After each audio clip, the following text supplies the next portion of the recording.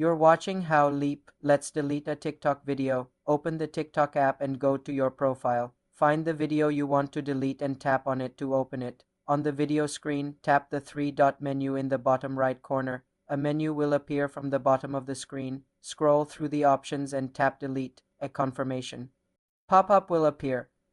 Tap Delete again to permanently remove the video from your account. The video will be erased from TikTok and will no longer be visible to you or your followers. You cannot recover a deleted video, so be certain before you confirm. If you just want to hide it, you can set the video to private instead of deleting it. For more simple computer tutorials, subscribe to the channel.